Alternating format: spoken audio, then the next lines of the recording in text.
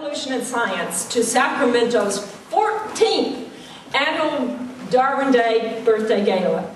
I am extending this welcome today on behalf of all of us on the volunteer organizing committee, whose names, if you have your program, you will see us all listed there on the back of it. We are a gathering of Sacramento science enthusiasts commemorating Darwin Day as a toast to the common good of humanity. It is the 202nd anniversary of someone who was and remains a scientific giant. The vast proportion of scientists think that Darwin's theory of evolution through natural selection is the most powerful scientific theory ever developed. Folks like us who are not alone, we're not alone in wanting to celebrate this week. Darwin Day events in the U.S. began popping up about in the decade of the 90s, and ours was one of the early ones. Now Darwin celebrations are taking place in colleges and communities around the nation and in other parts of the world. Each Darwin event takes a different route. There are lectures, sermons, museum exhibits, parties, film showings. All these events honor in some way Charles Darwin's accomplishments and his contribution to human understanding. He has become a symbol of scientific advancement that can and should be promoting a common bond among all the Earth's peoples, not divisions. On that score, I think it is important to emphasize here that common bond over division between religion and secularism that continues to impede educational progress. As you may know, our local event was spurred and continues to be directed mainly by folks in Sacramento's free thought community, and so it has long carried that type of secularist flavor. But it is important to recognize, and we do, just how great is the diversity of folks who appreciate how important Darwin's theory has been to human understanding of the natural world. It is not just secular people who are celebrating Darwin Day anymore. For that reason, we have wanted our Darwin Day event to evolve into, get that? into a community-wide science event. It's making progress. We would like you to help it move in that direction. So tell your friends and neighbors that this is an event that they might come to next year. We now call our celebration an educational gala program. The program is to educate about developments within evolutionary theory that continue to be made today. We've had those speakers. Or about the social context of modern scientific enterprise and education. And that's more the event this year. We invite speakers who will help us to achieve those goals. We welcome science enthusiasts of every stripe, and particularly educators, because at this event we also promote and defend sound science education in curricula and public school programs. This last point is really what spurs my own efforts here. The New York Times recently reported that only 28% of public school biology teachers explain evolution in a straightforward way, presenting evidence for evolutionary change as recommended by the National Research Council, while 13% explicitly advocate creationism. Furthermore, with climate change quickly gaining speed and anti-environmental regulation lawmakers denying its impact, a true grasp of science is the strongest defense we have against global warming. As we face an unsettling future on this planet, we need to recognize the social and political context within which we must now work harder than ever to preserve sound science as a hope for humanity. We need to change the context, and we need allies in our desire to succeed in the preservation of science. And they are out there. I checked the International Darwin Day Foundation website. There is one. Google it. It lists our Carmichael community event as one among 500 programs that are happening along this week. I learned that more than half of the listed events on the site are taking place during church services and synagogues and temples on something called Evolution Weekend. Checking that website, there are 642 congregations in 13 countries. 58 of them are in California. It's a meager number. And 4 here in Sacramento, 1 in Loomis and 1 in Davis. The Evolution Weekend project grew out of the Clergy Letter Project, starting 6 years ago by a biology professor who wanted to elevate American dialogue about evolution. Here's an excerpt from that site I'd like to read to you. It touches on the topic of religion and secularism, which is speaking to people of faith. Quote, "The information and understanding gained through legitimate scientific inquiry can be of significant help in better understanding this wonderful planet that we live on, its beauties and wonders, as well as the many environmental threats to the health of both natural and human communities. Science can thus be of assistance to religious leaders and communities as they seek to fulfill their calling to care for the earth through more informed advocacy and action."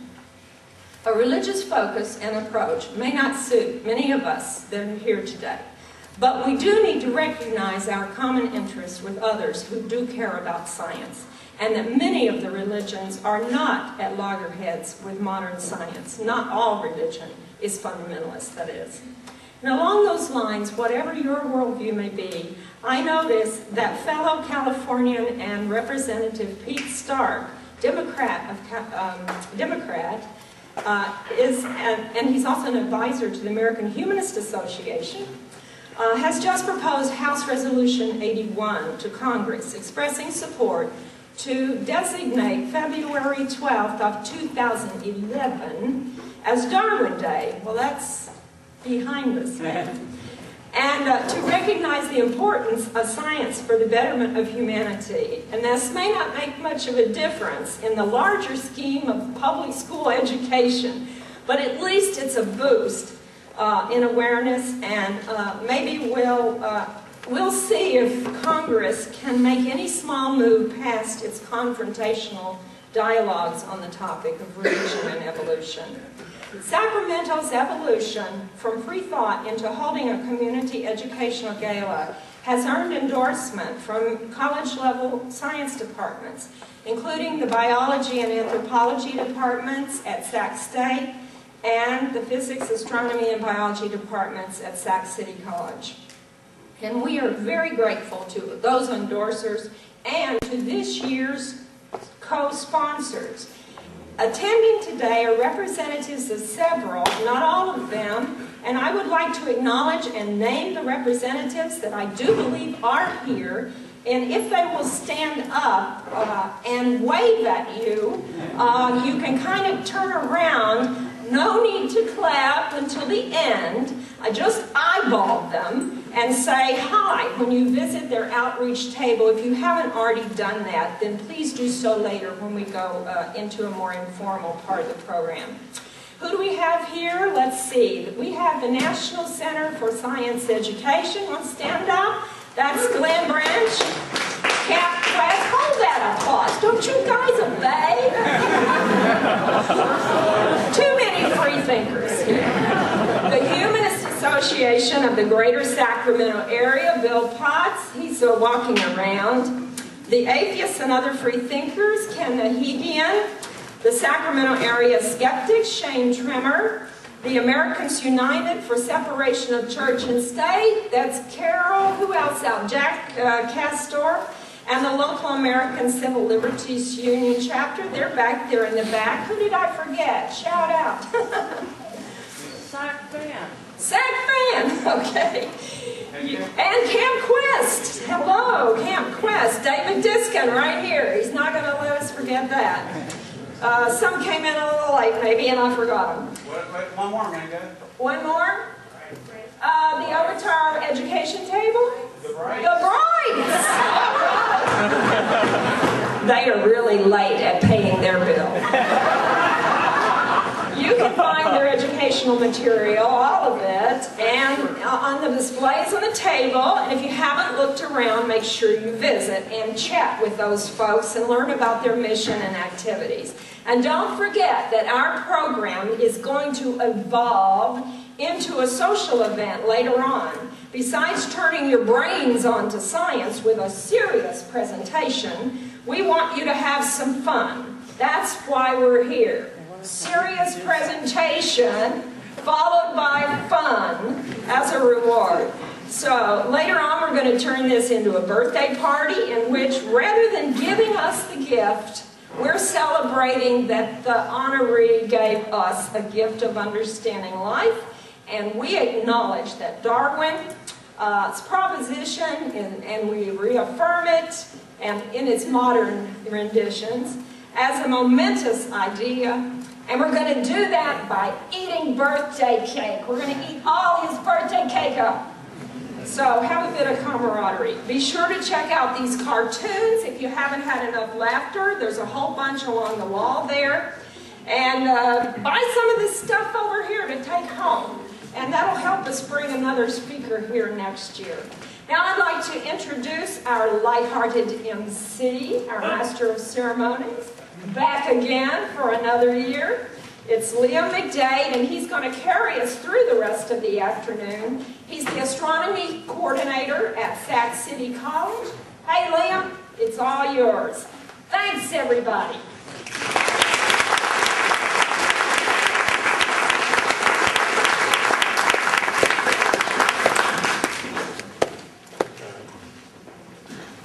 Thanks, Mynga. By the way, this is Mynga, who will be representing herself, I think. I'm not sure. As it should be. Can you all hear me if I have the mic down here, or should I put it up? Am I loud enough? Am I Irish enough for you yet? All right. How are you all today? You ready for some serious fun later? I say this because Mynga always emphasizes that we have to have cake, and I believe we now have a vegan cake in the corner. Am I correct? Yeah, that took a lot. Someone who had a little too much vegan beer is laughing in the back. That's fine. You can have some cake with that beer later. Marie Antoinette.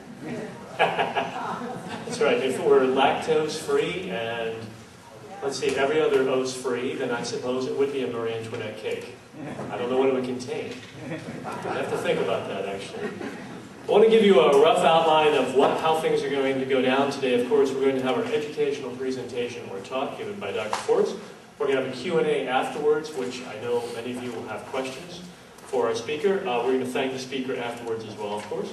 Then afterwards, we are going to sing the Happy Birthday song. I want to say this now and get this up front, because I know there's going to be resistance to this idea. You know, many of us are the type of people that when we're in a restaurant, we hear a Happy Birthday song being sung, we're like, oh no, not again. And I know many of us have a misanthropic streak in us. I know I do. But we're going to try and get along with each other as best we can and share some cake and maybe even schmooze each other a little at the end. And by all means, of course, the vendors are here for a reason, so please sample their fine wares and possibly buy some things as well. Unfortunately, I was hoping there would be some swag from a couple of vendors that weren't here this year, but that's usually how it goes. So I will do my best. I'm not really the person you want to bring in when you want to transition from serious to fun, because by the time the serious is over, I'm already drunk. But I do want to talk a little about our speaker this year, because it is, occasionally we get very, very lucky and have a speaker of great stature. Sometimes a Darwin Day comes along, we have a speaker of great significance in connection with evolution and science education. This year we are fortunate enough to have such a speaker in the form of Barbara Forrest as our Darwin Day speaker. Dr. Forrest is professor of philosophy in the Department of History and Political Science at Southeastern Louisiana University, and I believe I owe her the prize for the longest title ever, partly because of the length of the school, I think she's got. She is the co-author with Paul R. Gross of Creationism's Trojan Horse, The Wedge of Intelligent Design, which details the political and religious aims of the intelligent design creationist movement. She is someone who has put great effort into exposing the cynical dishonesty of intelligent design advocates. It may sound like it's not that hard to do, but believe me, it's harder than it looks. Her testimony in the Kitzmiller versus Dover Area School District trial was a reason why the judge chastised the intelligent design creationist defendants for, how can I say this, lying. She has been prominently featured in the media for her role in that trial. Her presence at that trial so terrified the defense that they employed several legal tactics to prevent her from testifying. And her role in the outcome of that trial makes many biology teachers across America rest a bit easier, except I suspect for the 13% that want to teach creationism in the classes. Her curriculum vitae, or as we say in the biz, CV, is 13 pages long and I suspect leaves much out. Dr. Forrest is a Committee for Skeptical Inquiry Fellow, which used to be called PsyCop. I don't know why they changed it, but they did. On the board of the National Center for Science Education, which has a representative right over here. The National Advisory Council, on the board of the National Advisory Council for Americans United for Separation of Church and State, and a recipient of the American Humanist Association's Humanist Pioneer Award. I'm sorry for looking down, but my memory is not what it used to be, and I trust my notes more than my brain. So if you'll join me in welcoming Dr. Forrest to speak.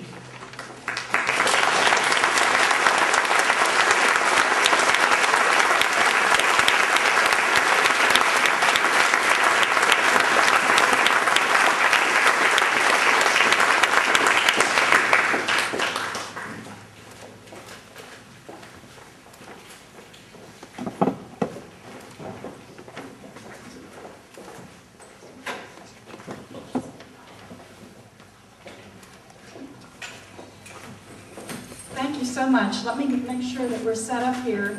But in the meantime, while we're waiting, I want to thank y'all for having me. I noticed that Liam said y'all. Did you hear him say y'all? He stole that from us. Okay, so look at, I want to thank the Darwin Day Organizing Committee and all of the organizations that jointly are hosting this event. It's a pleasure for me to be here. This is the first time I've been to Sacramento. Well, I always like to have a few pictures of the areas where I visit, so I picked some very pretty pictures from your area to start off. But I'm going to let you watch a little television first. Oh, thank you. One of our brighter reporters.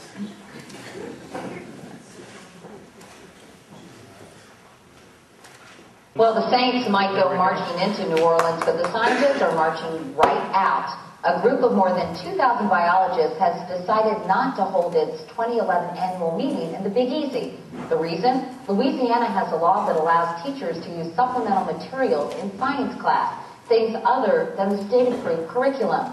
Republican up-and-comer Bobby Jindal signed it last summer after it passed the state legislature with overwhelming support. The scientific community says the law is nothing more than a free pass for the teaching of creationism, and that religion has no place in a biology class. The Times-Picayune reports that Governor Jindal has not responded to the letter from the scientists. Either way, they've already moved on to Utah, where they say the laws protect science. Salt Lake City, more progressive than New Orleans?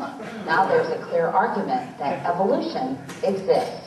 That's a big kind of book. I'm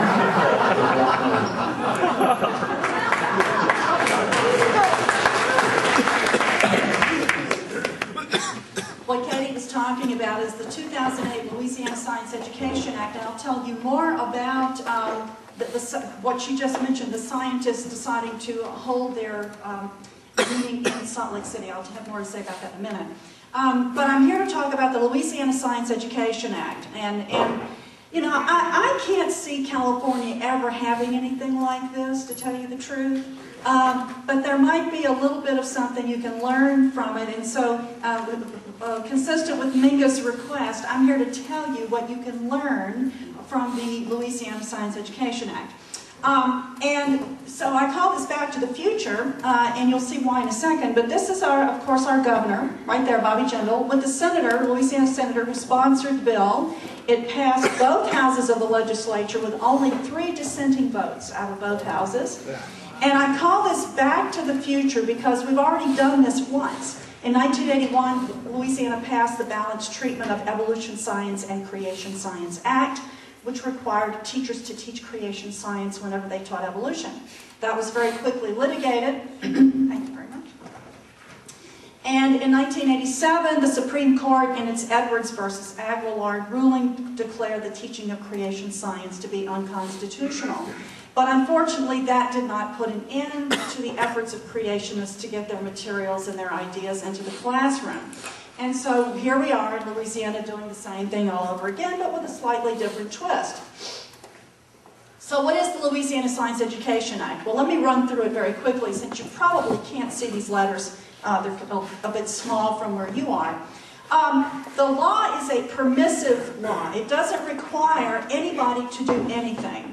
And what it does, very quickly, it requires the Board of Elementary and Secondary Education to create an environment that permits school boards to allow and assist teachers, principals, and other school administrators to create and foster an environment within public elementary and secondary schools that promotes critical thinking skills. Now that is the operative code term in this bill, critical thinking. Logical analysis and open and objective discussion of scientific theories being studied, including but not limited to, and here are the targets: evolution, which is pretty much the primary target, evolution, the origins of life, global warming, and human cloning. Now, in order to forestall the accusation that they were highlighting or targeting specifically, singling out evolution, the creationists behind this bill threw these other things there. Of course, these are all things they don't like. But in their comments about the legislation, all of their comments concern evolution. They very rarely mention any of these other things. So there's a little bit more to the law. The teacher has to teach the material that is required under the science teaching standards in Louisiana. But in addition to that, the teachers can use supplemental textbooks and other instructional materials to help students understand, analyze, critique, and review scientific theories in an objective manner, as permitted by the city, parish, or other local public school board, unless otherwise prohibited by the State Board of Elementary and Secondary Education. Now what that means is that a teacher can use any type of creationist supplementary material that she wants to use until she gets caught. That's what this means. There's no list of prohibited materials. There is absolutely nothing in the way of guidelines as to what teachers may not use. Now this last part down there, I'm going to read it to you because you can't see it. This section shall not be construed to promote any religious doctrine, promote discrimination for or against a particular set of religious beliefs, or promote discrimination for or against religion or non-religion. And if we could possibly get that little bitty light out of my eyes, if you don't mind, Jessica. You need help? You need it? Okay. Okay, oh, you need to light me up. Oh, you don't need to light me up. Okay.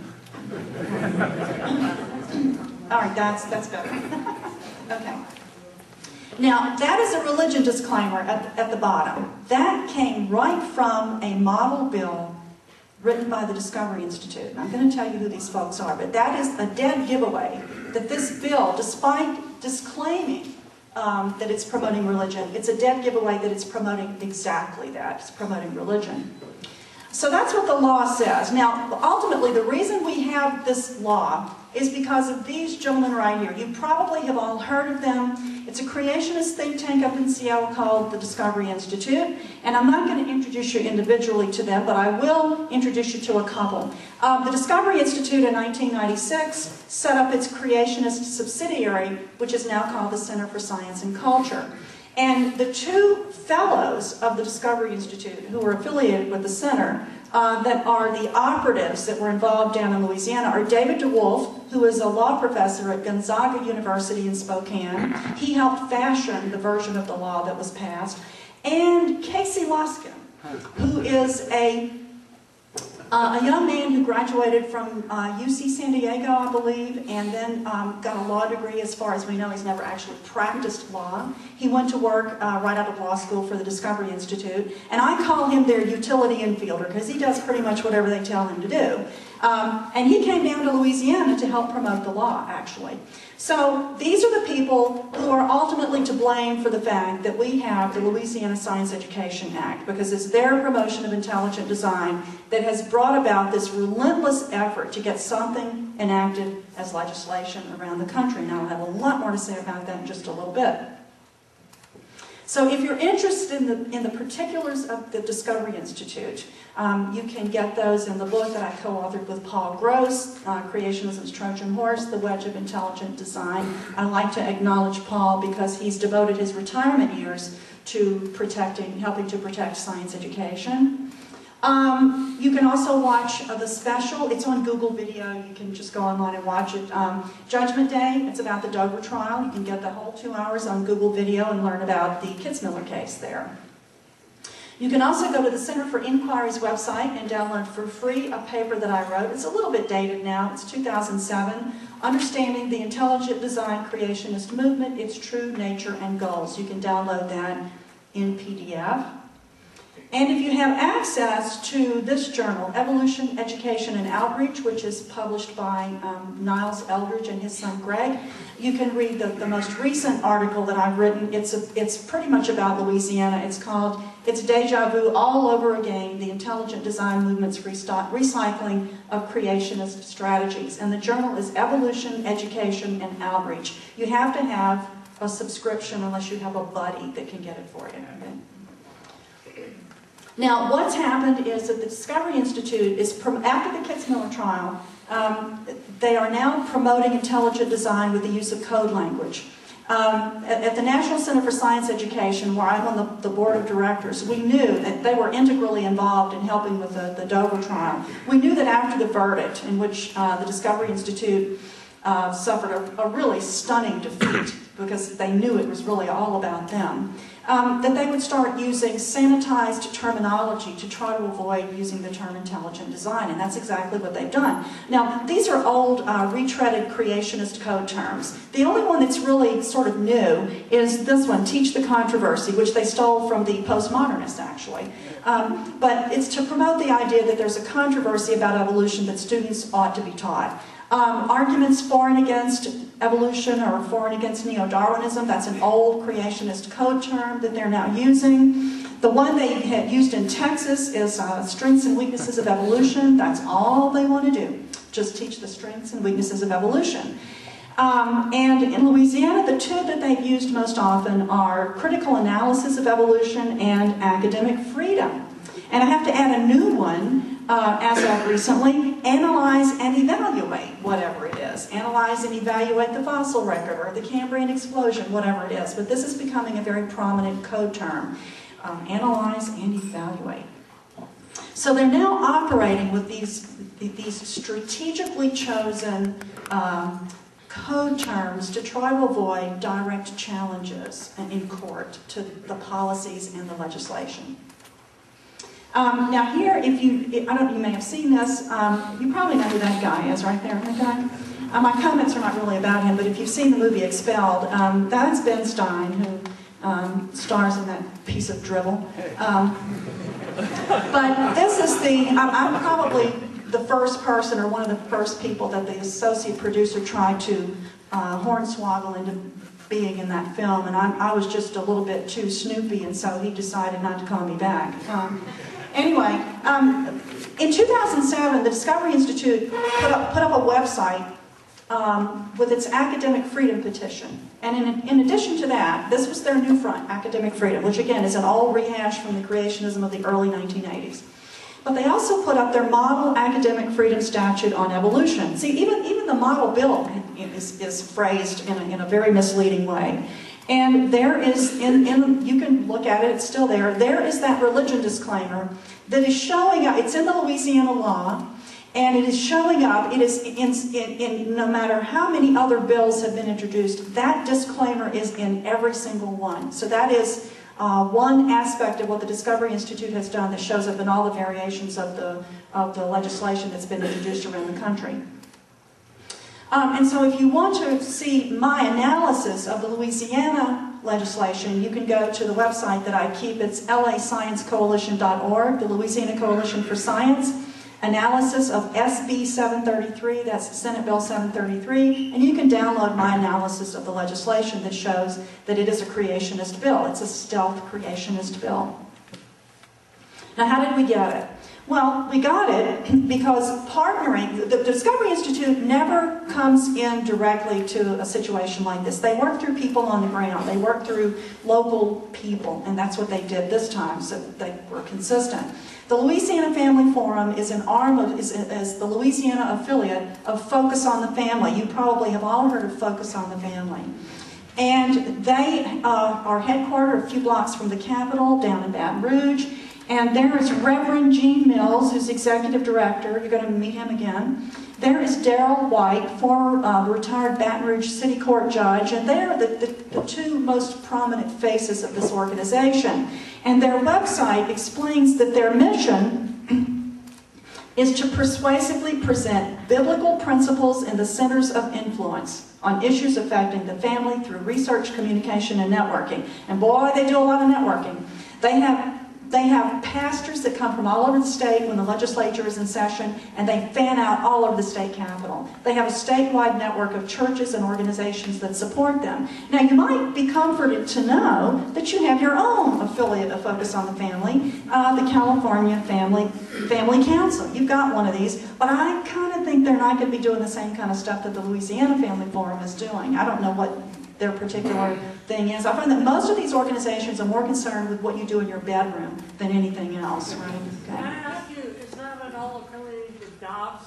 Dobson, yeah, that's Focus on the Family. It was started by James Dobson, who has kind of, in a nominal fashion, stepped aside and let somebody else run it. Yes, ma'am. Focus on the Family. Colorado Springs. So these are the people who they formed in 1999. Tony Perkins of the Family Research Council in Washington, D.C. actually, he's a Louisiana native who helped found this organization. So they were the ones who were promoting creationism, and they got this bill introduced and they got it passed. They had a little help, okay? Not what you think, okay? Although they probably were invoking that kind of help as well. They had help from very highly placed elected officials. Senator David Vitter. Now, I don't know if you've ever heard of him. You have? The one who got caught in a little bit of trouble, all right, and wound up in a little black book where he shouldn't have been? Okay. All right, that is that's the New Orleans madam that said he was one of her clients, and he got caught down in the French Quarter with a prostitute who has the same name as his wife. They're both named Wendy, so I thought you might be interested in that little tidbit. But anyway, one of the Family Forum people used to work for Vitter. So let's get rid of that. Okay.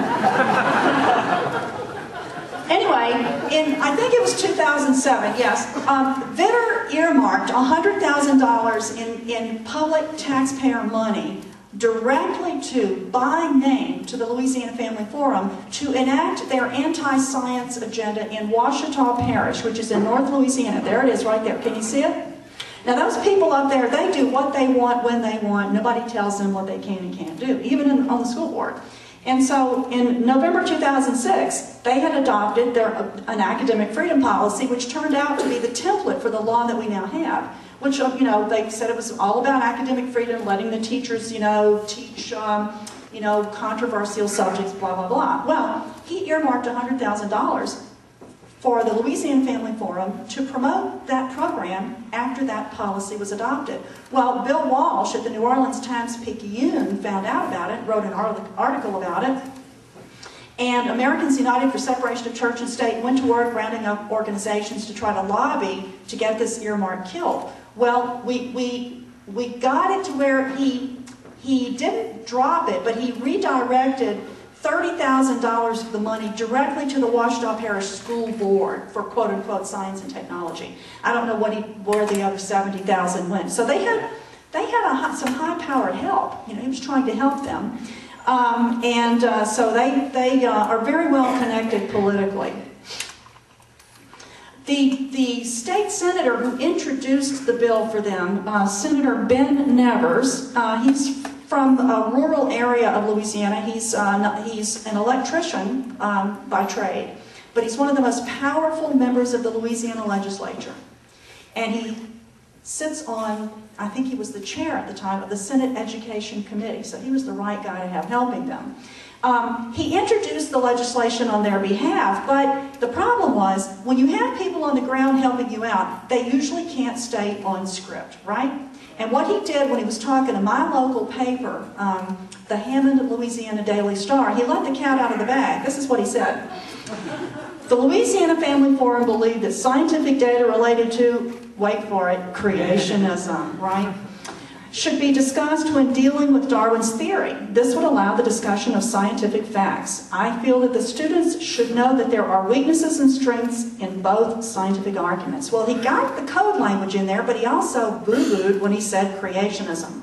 And so, boy, they did some really fast spinning. He denied that he had used the word. I called the reporter. She said, no, he used the exact word. You know. So anyway, but he's a very, very powerful senator, and they had his help as well. He sponsored the legislation. So it started in Ouachita Parish in November 2006, and then Senator Nevers, along with several other of his fellow state senators, got the bill introduced as Senate Bill 561. It was later renumbered to Senate Bill 733. It started off as the Louisiana Academic Freedom Act, and then it ended up as the Louisiana Science Education Act. And then, of course, working in the wings with him were Gene Mills and Darrell White of the Louisiana Family Forum. So here are the key players, and I'm going to let you guess who that one in the middle is. Don't say it if you think you know, just wait. There's Senator Nevers, of course, and there are Gene Mills and Darrell White from the Family Forum. Discovery Institute was in this up to their eyeballs, and they still are, by the way. David DeWolf, who helped write the legislation or revise it. Frank Hoffman, Representative Frank Hoffman, who was the assistant superintendent on the Ouachita Parish School District when that policy was adopted there, but who by this time, in 2008, when the bill was introduced, was on the House Education Committee. So again, they had a key player in the House of Representatives to work the bill on the House Education Committee. They had all their bases covered. They also have a point man on the State Board of Elementary and Secondary Education. That's our state board, named Dale Bayard. He takes his marching orders from the Louisiana Family Forum. So they had all their ducks lined up before the bill was ever introduced. Now, who do you think, though, was the key player in this plan? Oh, you got it. There you go. My governor who wants to be your president, okay? Don't forget that. He is one of the closest allies of the Louisiana Family Forum. They could have introduced this bill years earlier because they've been promoting creationism for years, but they couldn't. They had to wait until they had a governor that they knew absolutely would sign it. And when Bobby Jindal was elected in 2007, it was time for them to move, and so they did just a few months later. So he was the key player. Now, there you go. You probably saw him in that capacity following President Obama's first major speech on TV. Okay, yeah, there he's doing his Kenneth the Page imitation. Now, how close is the governor to the Louisiana Family Forum? Very close. In fact, in Louisiana, he has consciously made his personal religion part of his political persona. He has done this unabashedly. In fact, he uses state taxpayer funds to take the state helicopter up to North Louisiana to go to church in Baptist churches on Sundays. He's Catholic, but his strongest base is in North Louisiana. And his strongest ally in the religious community is the Louisiana Family Forum. But the media in Louisiana were very reluctant to write about this because this being his personal religious background. But one journalist, Adam Nossiter, who writes for the New York Times, but at the time he was in New Orleans, in their New Orleans office, he'd been sent down there to cover Katrina, he put two and two together. He was the only journalist who had connected the dots between the Louisiana Family Forum and Bobby Jindal. And this article came out in the New York Times on June 2nd, 2008.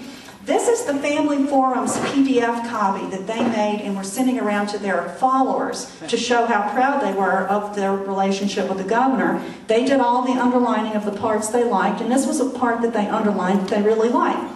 The Reverend Gene Mills has become a frequent presence in the legislative halls. At the group's modest offices here, Mr. Jindal is seen as practically one of the family. Okay? Jindal goes to all of their events, but he doesn't release his schedule, so the public really doesn't know this. But he goes to I'll show you one major event that they had for him. When he was elected in November 2007, the very next month, the Louisiana Family Forum had a big Christmas gala down at the old state capitol in Baton Rouge. It's that beautiful old Gothic building that Mark Twain thought was so ugly.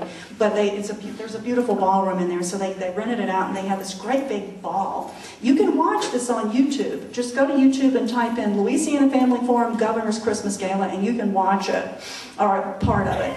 And here's what happened. There's Gene Mills.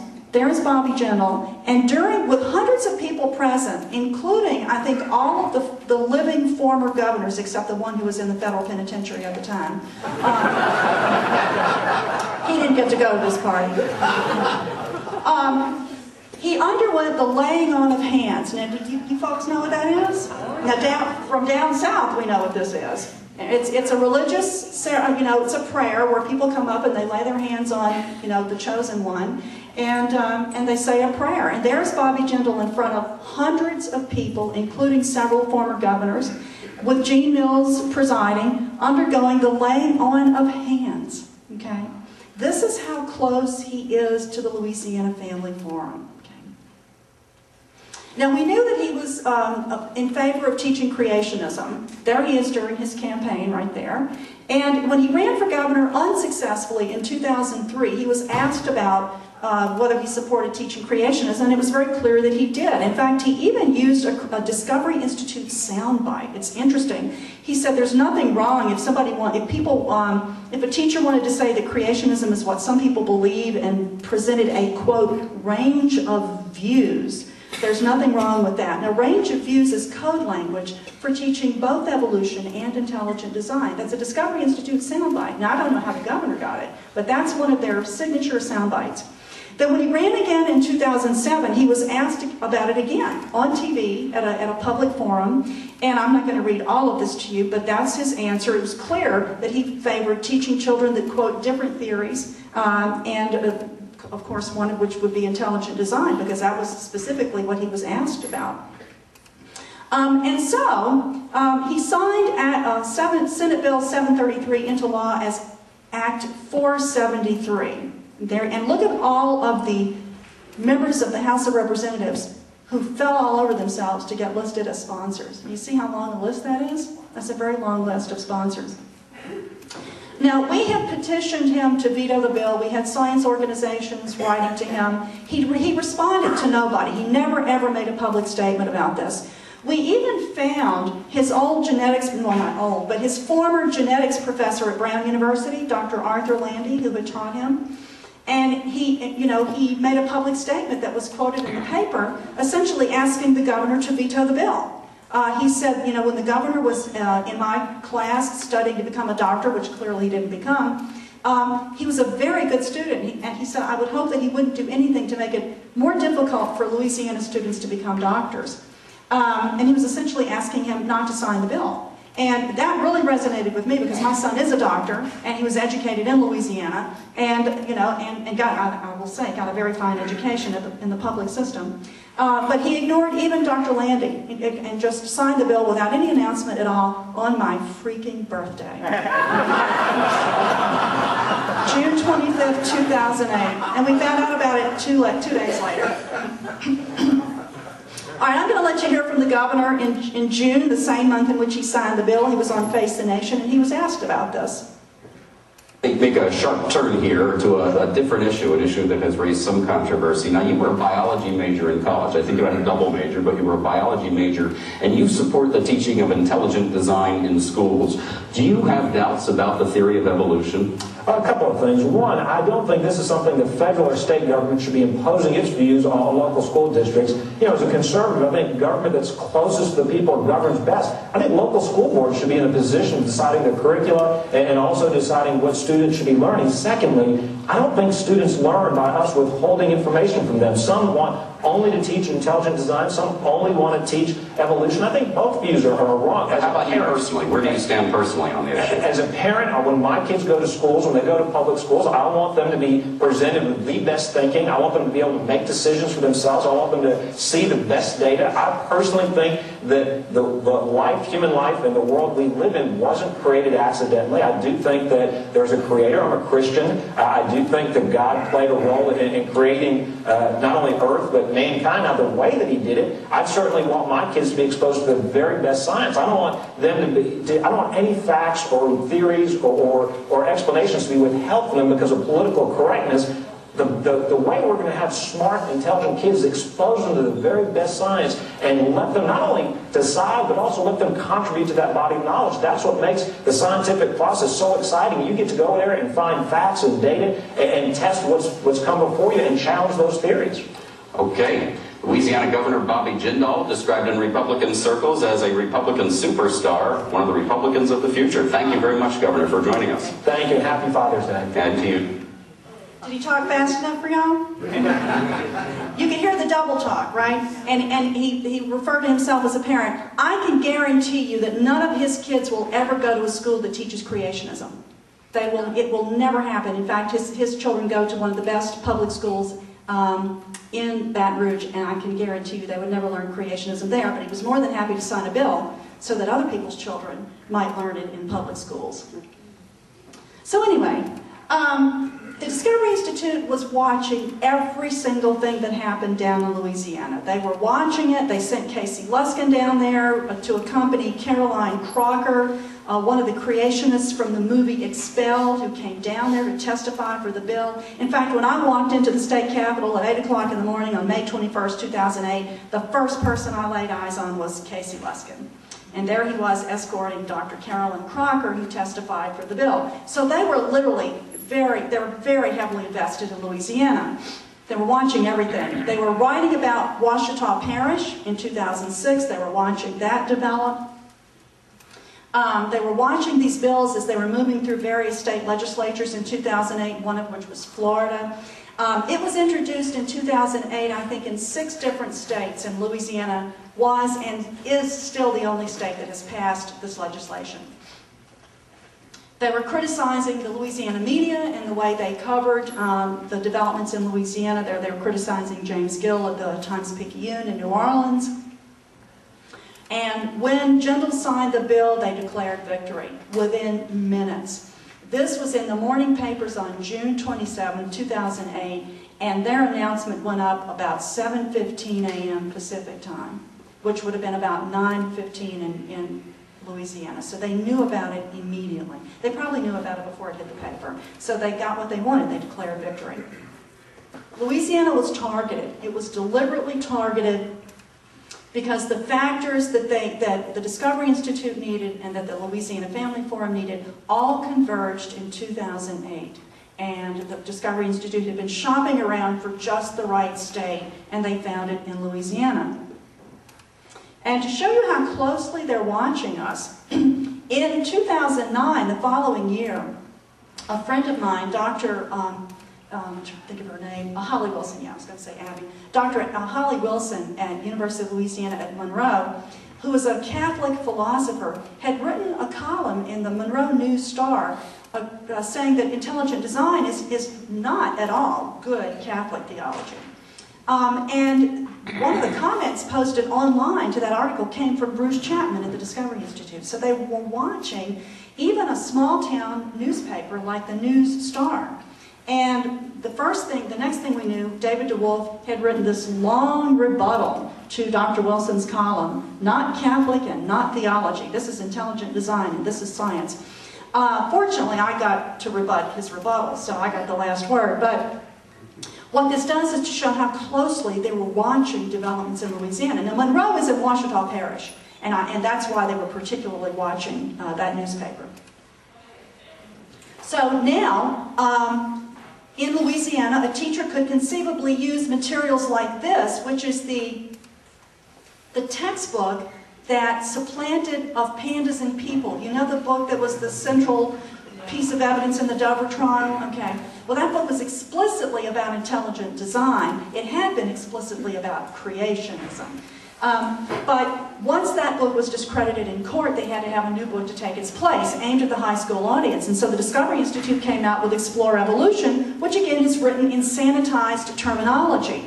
But it's very easy to show that it's a creationist book. The authors are identifiable creationists. One of them is a young earth creationist, Paul Nelson. There are a few of those at the Discovery Institute. The concept of irreducible complexity is in the book, and that's an identifiably creationist concept. And of course, the subtitle, The Arguments For and Against Neo-Darwinism, is some of their code language. And they have all the standard attempts in the book to undermine evolution. So it's clear to show, it's easy to show that this is a creationist book. And John West, who is the Associate Director of the Center for Science and Culture at the Discovery Institute, actually pointed to this book and named it to a Louisiana newspaper as something that they hoped that would be used under the Louisiana law. Now, Darrell White at the Family Forum had a website for a number of years called Origins of Science. No, it was judgewhite.com, that's what it was. And he had a web page up there that was a creationist page, Origins Science. And on that page, he was promoting another website called textaddons.com. That is the website of a gentleman, Charles Voss, Dr. Charles Voss, who's a retired professor of electrical and computer engineering from LSU.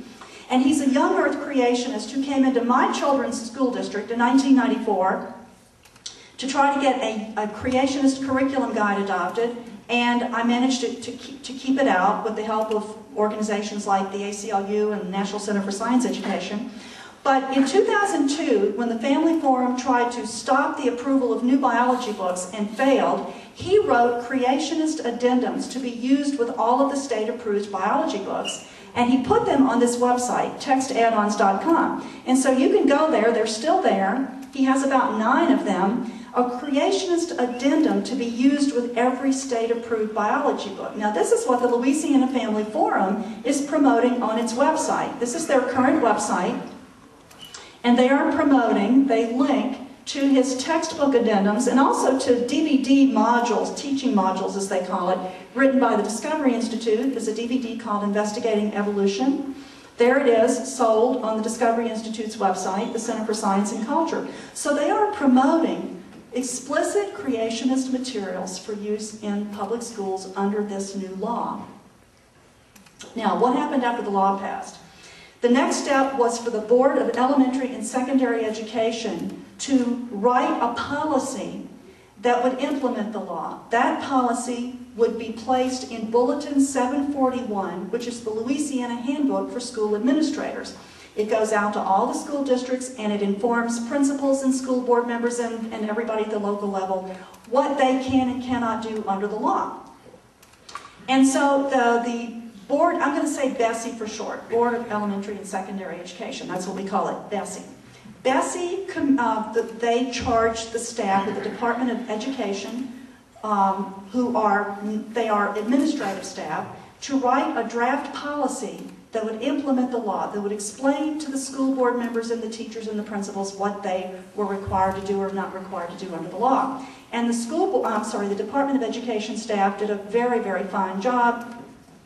They called in an ad hoc committee to advise them, made up of science teachers and scientists, and they drafted this proposed policy, and they put 2 very important statements in it, that if these statements had taken effect, if this policy is drafted, would have cut the law off at its knees. Okay, so I have to take my hat off to the staff of the Department of Education. They have 2 very important parts in this draft policy. You can't see it, I'll read it to you. This one here says, religious beliefs shall not be advanced under the guise of encouraging critical thinking. See, they knew what this bill was about, using critical thinking as a code term for creationism. And then at the bottom it says, D4D, section D4D, materials that teach creationism or intelligent design or that advance the religious belief that a supernatural being created humankind shall be prohibited for use in science classes. Now that's great stuff, right? Really very strong, unequivocal statements. Well, the Louisiana Family Forum did not like those 2 statements. So, this draft policy was was presented to the Board of Elementary and Secondary Education on December 2nd, 2008 at its meeting. And they got their point man, Dale Baird, to put it on hold to give the Louisiana Family Forum time to try to gut this policy. So between December 2nd, 2008 and January 13th, 2009, G. Mills, accompanied by a legislator, probably Senator Nevers, and a Bessie member, probably Mr. Baird, went down to the Department of Education and they pressured the staff to gut this language. Now, you can imagine, these are nice ladies that used to be science teachers. You got a legislator, you got a Bessie member coming in there. They agreed to strike one statement. The one thing they agreed to strike was this one, about using critical thinking to advance religion. But they would not take this one out. They left the strongest one in there. They wouldn't budge on that one. So sometime between, this happened between the two board meetings. So by the January 13th, 2009 meeting, okay, at that meeting, they managed to get that prohibition struck as well.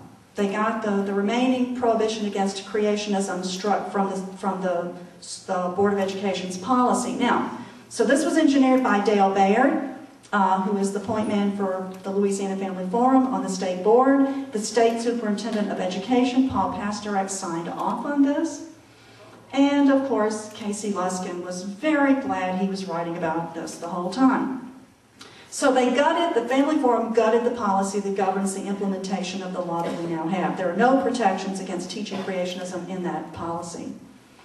And so the very next day, January 14th, Gene Mills told the American Family Association's news service that Louisiana was open for business. That's what he said. And of course, I added a little bit to that on my blog, open for business, creationists welcome. But he was gloating because he knew exactly what that meant, that now there was a green light for people to do whatever they wanted to do under the law. Now, when we were trying to stop the law in 2008, we had about 9 different national science organizations write to the governor and ask him to veto the bill. And of course, he didn't respond to any of them. He didn't respond to any of us at all, okay? And so the following year, on February the 5th, 2009, one of those organizations, the Society for Integrative and Comparative Biology, SICB, wrote him again. And they told him that because he signed the bill, they decided not to hold their 2011 annual meeting in New Orleans. They had already solicited a bid, for the whole conference package. But instead, they were going to Utah, right? Utah, because he signed this bill. And they were urging other professional societies to reconsider plans to host meetings in Louisiana. Now, why were they going to Utah? Because in 2005, when a representative there by the name of Butters, I think his name was Dale Butters, tried to introduce a bill in their legislature, their state board of education, their state board released a multi-page document stating that teaching evolution was central to the K-12 curriculum in the state of Utah, and that's why they're going to get the SICB meeting, and we lost it.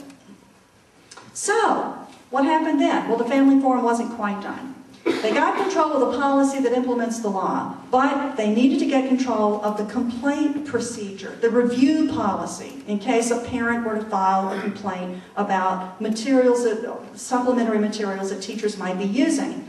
And so the Louisiana Family Forum went back to the state board, September 16, 2009, and they got control of the review procedure as well. Now, I want to introduce you to a few of these people, a couple of other people that are affiliated with them. You're going to see him again in a minute. This is John Aller.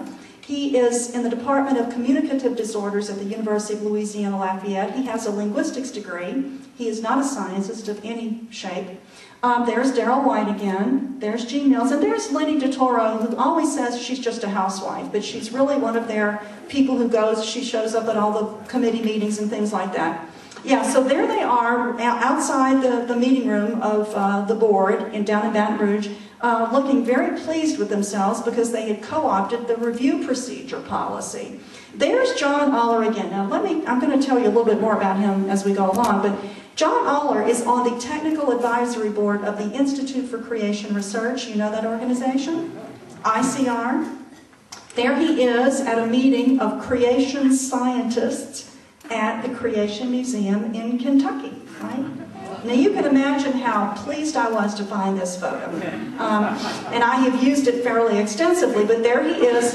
He's affiliated with Answers in Genesis. He's written articles for their for ICR for about 30 years, and he's written a couple of articles for Answers in Genesis. There he is. Now, so what did they do to the review procedure? Well, again, the Department of Education wrote up a proposal, a very good proposal, that got diluted. If Mama and Daddy, for example, find out that Johnny or Janie's teacher is using something like Explore Evolution, what they have to do is to file a complaint with the Department of Education. Well, that's all well and good. But what happened is that the procedure now is stacked against the complainers, right? Now, Mom and Dad get to appoint somebody to represent them. There's no stipulation on who that might be. It might be somebody very good, or it might be somebody who doesn't know very much about, the issue at all. There are no guidelines on that. But the principal in the school where the materials are being used gets to appoint a representative in the review committee. So does the publisher of whatever creationist materials are being used. And these people can invite their representatives, additional people, into the review procedure. Somebody like David DeWolf, who helped write the Louisiana Science Education Act, or somebody like Gene Mills, right, who runs the Family Forum, or somebody like Charles Voss, who wrote the textbook addendums, or somebody like John Aller, who is on the technical advisory board at the Institute for Creation Research and goes to meetings at the Creation Museum. So what happens is, now all of these people are, of course, outnumber the parents, and the role of the Department of Education has been severely undermined. And so this is the way they managed to co-opt the review policy. So that's the status at the present time. Now, let me tell you a little bit about Aller. And this is really a message for scientists, because when scientists don't stand up and speak out to protect what they do, on my blog, lasciencecoalition.org, and I outed him as a creationist a few days before the board meeting in December, where we had to go protect the process of approving state biology books, because he was involved in an effort to try to get those books blocked. And so I've written about him twice at lasciencecoalition.org if you're interested. But anyway, he's a self-styled autism expert, but he's still promoting the idea that vaccines cause autism. Now, that's his University of Louisiana logo that he's put on his blog. He is a champion of Andrew Wakefield. Do you know who that is?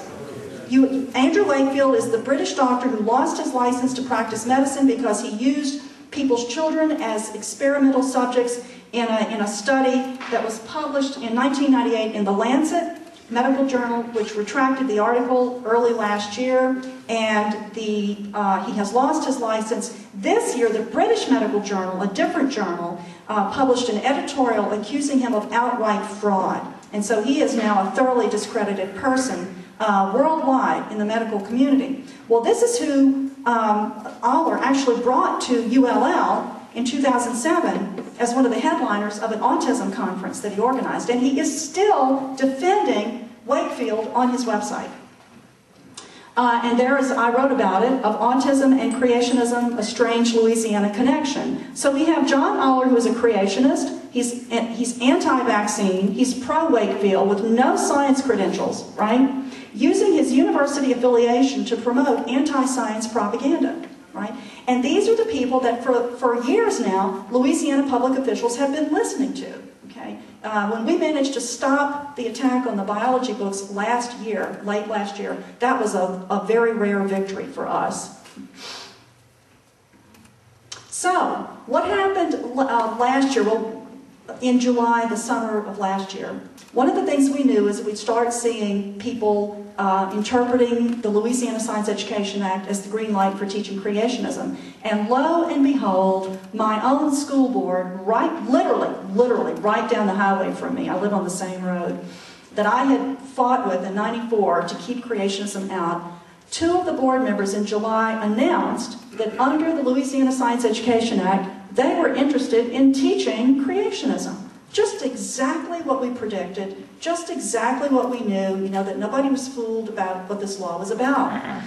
And this was in summer 2010. Now look at this headline. This is another paper. They haven't done anything yet, by the way. We've been watching them, but they haven't done anything. And the two guys that proposed this are no longer on the board, so hopefully they won't do anything. But on August 8th, we had two stories in the paper on the same front page. Huge school cuts. Creation flap continues. Here they are. They because of lack of funding, they decided not to hire any substitute teachers at all for that year. And here they were talking about teaching creationism, which tells you what happens when legislation like this is passed. I mean, you invariably are going to see some school board interpret it as exactly what it is. Now here we go, back to John Aller and the people from the Family Forum. They attacked the textbook selection process beginning in November of last year. And the Louisiana Coalition for Science managed to stop it, which was, as I said, a very rare victory for us. They targeted the books that were up for approval by the state, one of which is a very well-known biology textbook by my friend Ken Miller and his co-author Joe Levine. And so fortunately they failed. This is a meeting of it was a textbook advisory council that met after the books had been approved by the textbook adoption committee that had specifically been convened by the Department of Education to look at all these books over many months, and they had already approved all of the books. They sent it to when Bessie tabled the issue rather than approving the books, then it went to a textbook advisory council. And I'm showing you this because I just want to, just crow a little bit more about the fact that we did win this round, but also to show you a young man sitting there in an orange jacket. His name is Zachary Copeland. There's Zach. He's a high school senior at Baton Rouge Magnet High School, a public school, who has taken it as his senior year project to try to get the Louisiana Science Education Act repealed. Okay. And he is working very hard. He emailed me last summer, asked him if I would work with him on this. I didn't know who he was, and I checked it out. You know what you always do. You Google him, right? Okay.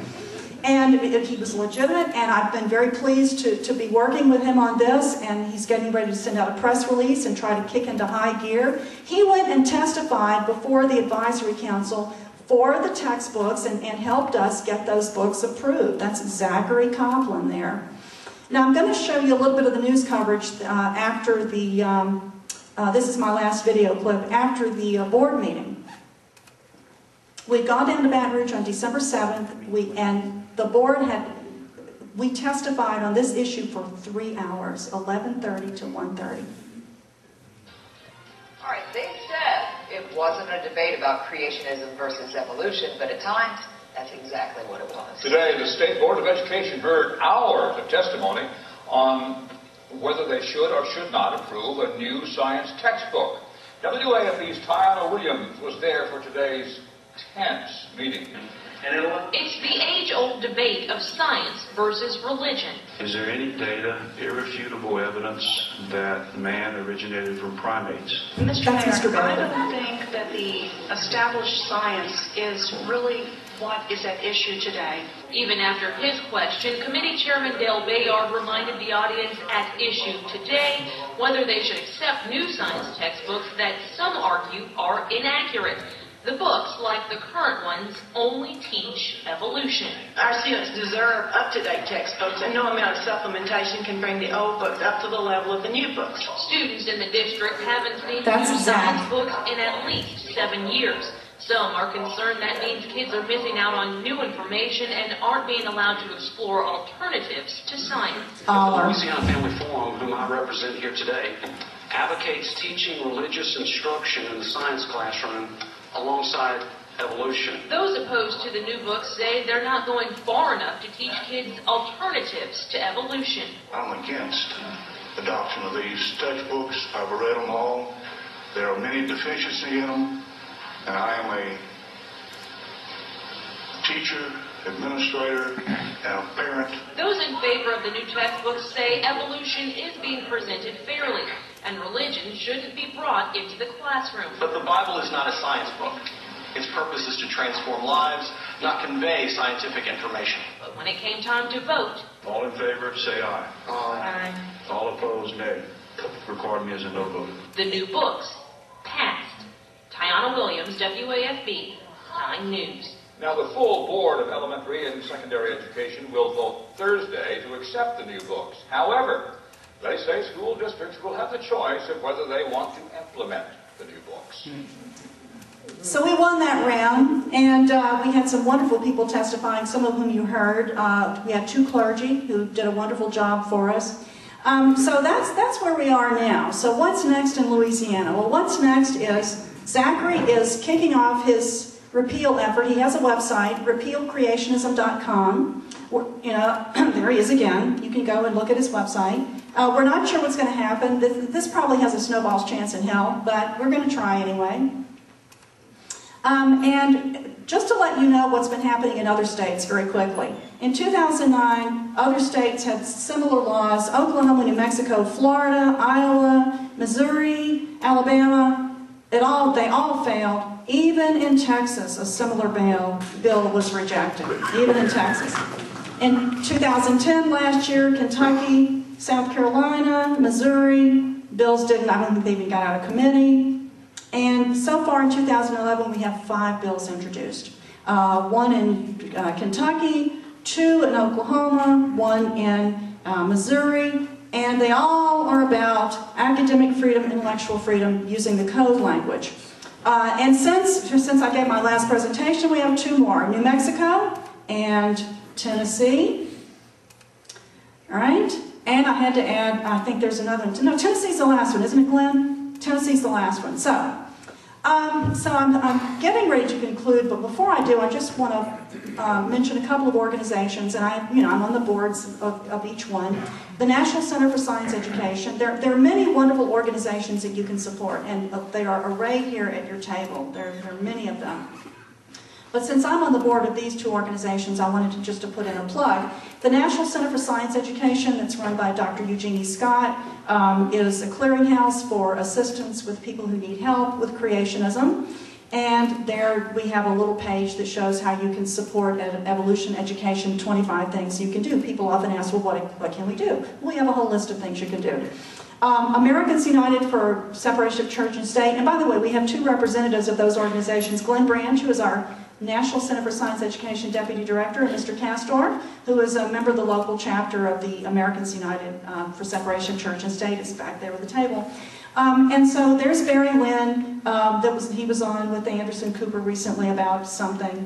And so we have a website too where you can find out what you can do. You can join, you can be an activist, you can join a local chapter. So I encourage you to support organizations like these 2 and others. Like your local groups that are represented here today that support the teaching of good science. Also, Mynga was saying, we have to have fun, and you can read all the cartoons. Well, that's really very in keeping with my last slide, because we have to remember to laugh, because we can get so seriously involved in this, and the outlook can look so bleak that we can forget our sense of humor. I have a friend who blogs as the Sensuous Curmudgeon. He is a very good guy on this issue, and he is, if you want to laugh, you want to go to his website, The Sensuous Curmudgeon.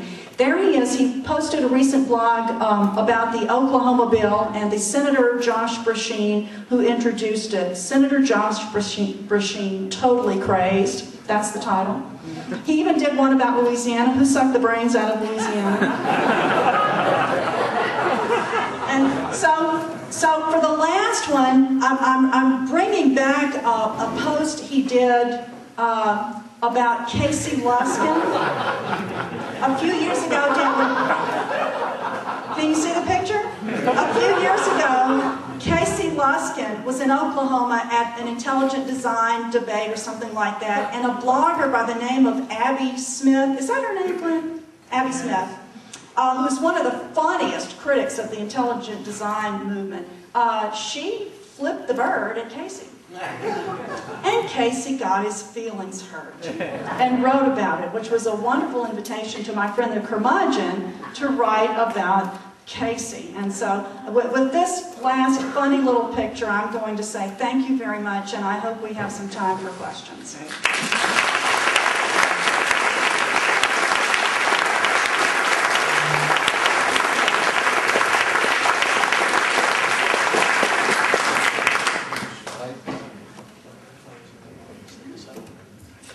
think we have a microphone we're going to bring up here for people to ask questions. Oh, careful, I think you're attached. I got 2 cords here. So if we could get started with that now. I don't know if there's any planned order for the AV folks since we have 14 of them here. No? Just come on up and ask questions and I guess form a queue over here. Or a line if you're not British.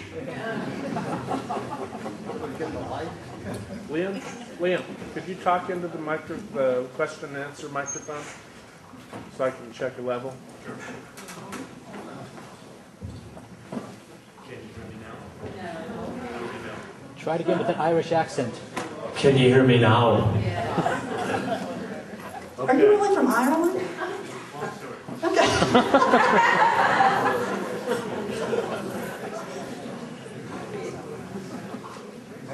We can do questions until Mynga tells us to stop. Flip the lights on. We need to start first. Come on up, folks. I have to stay kind of to the back between these 2 mics. I was trying to follow what is going on politically at this point. From what I gathered, the law is in place. The textbooks, specifically creationist textbooks, haven't been officially adopted. No, they have not been. But there's still a possibility that any given teacher might use one? Yep. And do we know whether there are any given teachers using them at this point? We haven't had any reports since the law was passed in 2008, but prior to that, after the Ouachita Parish policy was adopted, a biology teacher there had himself videotaped teaching creationist or intelligent design talking points in his class. And the Louisiana Family Forum was distributing those videos. I actually happen to have one.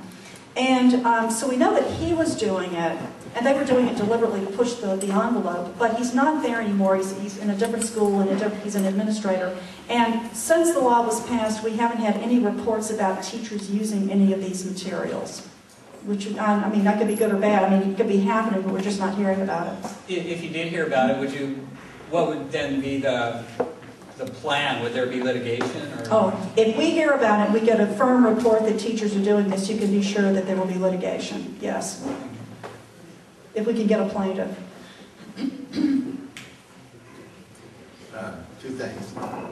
One, California link to the Discovery Institute, of course, is Howard Amundsen. Oh, yes, he funds them, and he's on their board of directors, yes. Right. Secondly, now you mentioned that there are a number of states that have these laws that have been introduced.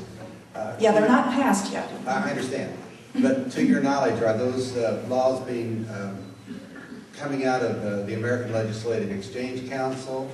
No, they're coming from the Discovery Institute. They're coming directly from the Yeah, they are all, and the laws that have been introduced this year very closely track the Louisiana law.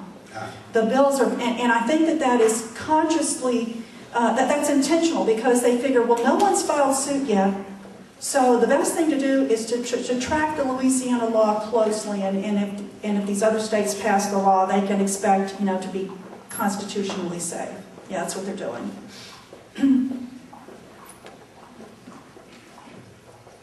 Hi, I teach a lot of CSUs here in California in biology. I teach a majors evolution and a non-majors evolution class.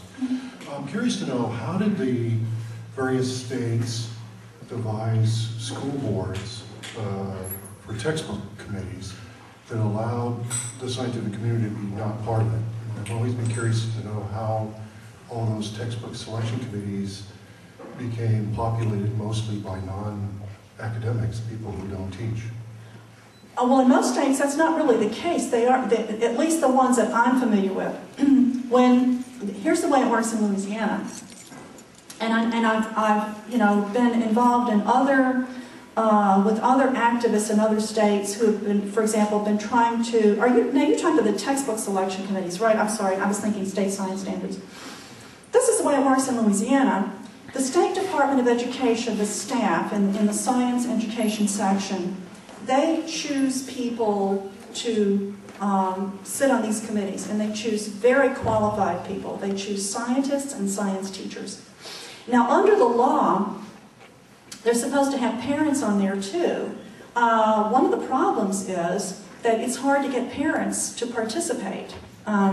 But they do, at least in Louisiana, they put highly qualified people on the textbook adoption committee.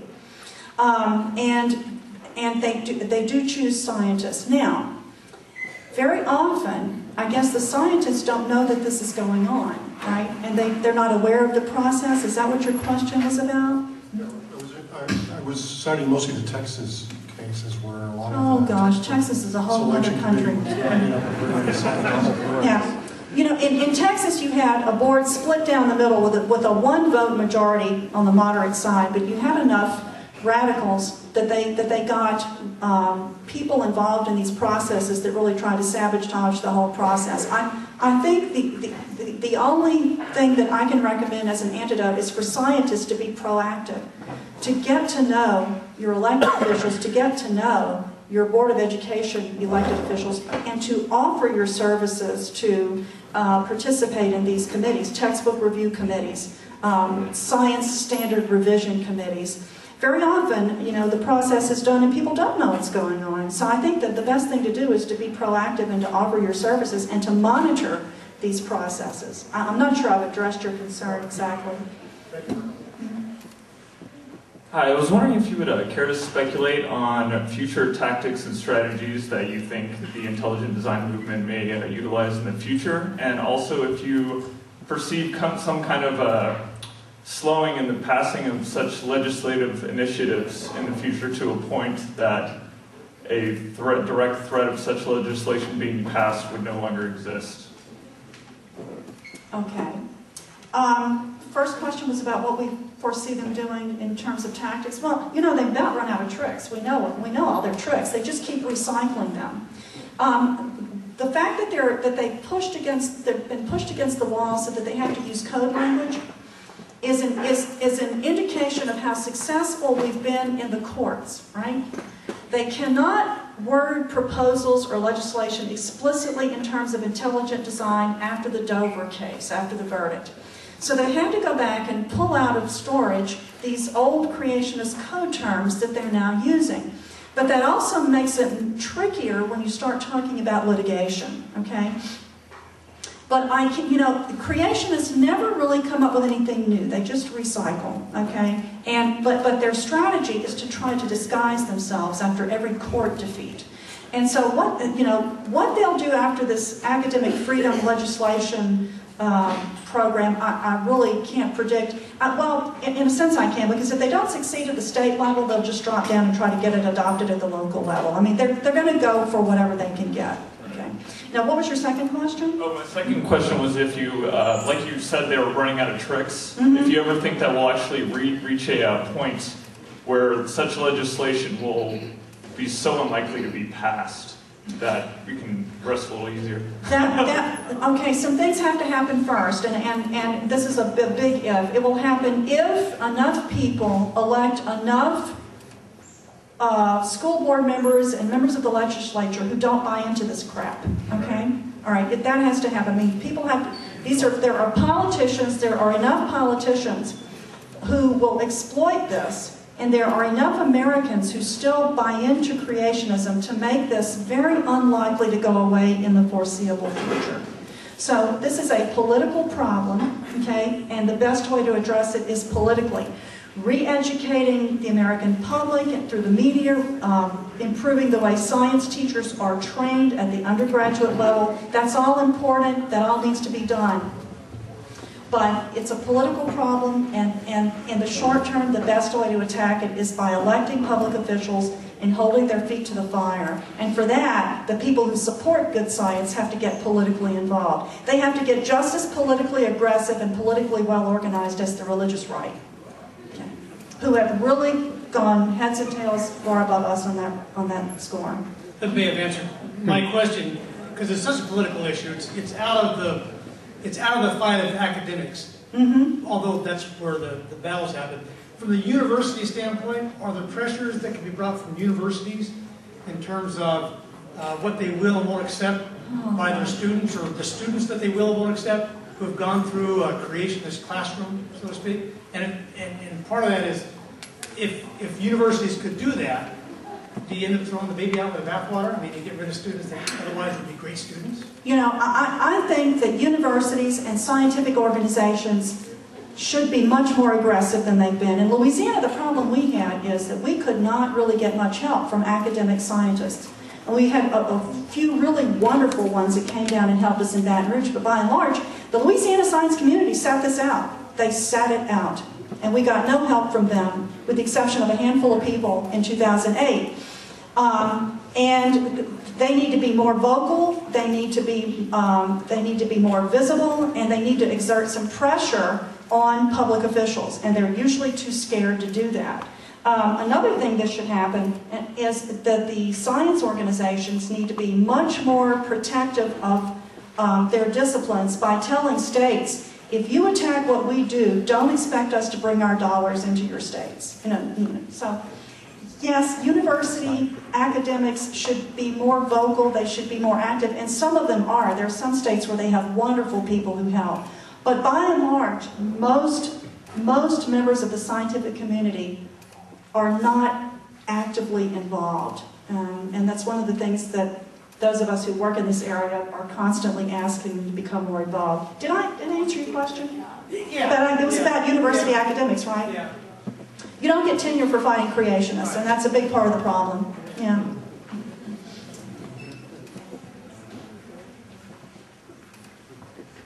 Yeah, it appears to me that basically, if you're going to use the same language from state to state, it's almost nonsense, is it not? I mean, you mean in the legislation? All of these different states that are now promoting this thing are using probably the exact same phrases as very close, yes. Louisiana. And it seems to me that, does this mean basically that when it comes before each state, that it's basically brand new? I'm sorry, that one what? It's basically brand new to them, that they don't have any way of dealing with it other than to basically pass legislation or whatever that goes with it. I mean, it seems to me that they're ignorant, that the legislators are ignorant. They're letting this stuff go through. And it would seem to me that they should be aware that this is going on, that the Dover and in 2002 and everything. That I'm not sure. Okay, I'm not sure I understand your question. In other words, are they just being caught out of the blue? Don't they know what's going on? Don't they know about Louisiana? Is that what you're asking? Yeah, I mean, is this a game? I think they know. It's just that they don't care. You know, there are always people in state legislatures who will cater to the religious right and try to introduce bills like this. Fortunately, up until now, in none of those other states have they succeeded. So those other states have been a lot smarter than Louisiana in refusing to pass versions of this legislation. And honestly, I think that when the SICB pulled out of Louisiana, or when they decided to stay out, that was big news. In fact, that's what got the attention of the national media. Not the passage of the law, but SICB's boycott of Louisiana. That got people's attention. And I think that last year, that spoke loudly in the states, this is just my own guess, that spoke loudly to legislatures who did not want other organizations to boycott their states. But now we're far enough away from that 2009 letter to Bobby Jindal from SICB to where some of these guys may not know about it and may have forgotten about it. I can't predict what's going to happen, but I do know in these other states, or most of these other states where these bills have been introduced, there are very good, committed activist groups there who have gone to work to try to stop them. Okay, so hopefully they'll be successful. Yeah, I think most of the time the legislators know exactly what they're doing, they just don't care. Yeah. Number one, are there any other countries similar to ours that are having this debate, where you have this situation going on? No other industrialized country. Now, I will tell you that there are pockets of support for creationism in Europe more than people used to think. There's a level of support in the United Kingdom and in northern Belgium and southern Holland, and also in Australia, but nothing like we have here. Nothing like we have here. Okay, and number two, when the argument is used that all we're trying to do is to have more academic freedom, it's very difficult to counter that argument. It really is. I mean, how does one do it? Oh no, it's easy to counteract it. It is? Teachers already, first of all, teachers at the K through 12 level they don't have total academic freedom. They have a captive audience of other people's children, right? Okay, this is not like the university. They do not have the level of academic freedom that we have at the university level. And even our freedom is arguably not total and absolute in the universities. So when you're teaching minor children who belong to other people, you are supposed to be teaching what the school district requires that you teach. And so they don't have academic freedom in that respect. They do have sufficient latitude to choose materials to supplement the approved materials. For example, in Louisiana, teachers have always had the freedom to choose supplementary materials, but they have to be materials that support the Louisiana Science Framework, which are our science standards. And so that's one thing. The other thing is that academic freedom, I can show you, I've written about this, the creationists have been using it for decades. In fact, they used it in 1981 in Louisiana, and the Supreme Court ruling, the written opinion in the Edwards versus Aguilar case, specifically rejects academic freedom as a justification for teaching creationism. So we have two very good rejoinders for that. I think it's quite easy to use. Okay, thank you. Yes, sir, thank you. Oh, there's Mynga. This will be our last question. When we changed administrations, there was a lot of talk about how science was going to now come back. And I believe also last year, was it not, that I'm trying to move out of the local level and out of the states and look at what's happening at the national level with the curriculum, the national curriculum idea. Can you give us an update on that? Texas didn't okay it, but maybe there were a lot of states that did. You're talking about a common set of science standards? Exactly.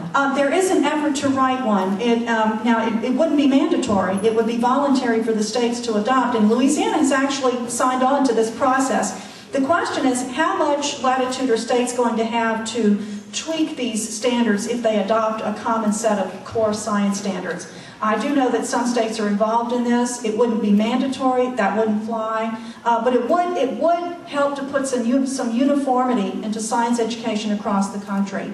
And so, yes, that is something that's ongoing. I don't know how many states have signed on to this.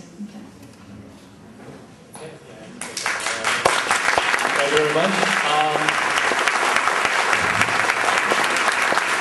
Put this back in. Dr. Forrest, don't walk away. Traditionally at this time, we have a present for the speaker that we bring in as well, and I guess Mynga's ready, so we'd like to present you with our traditional Darwin Day gift. That's an Easter basket.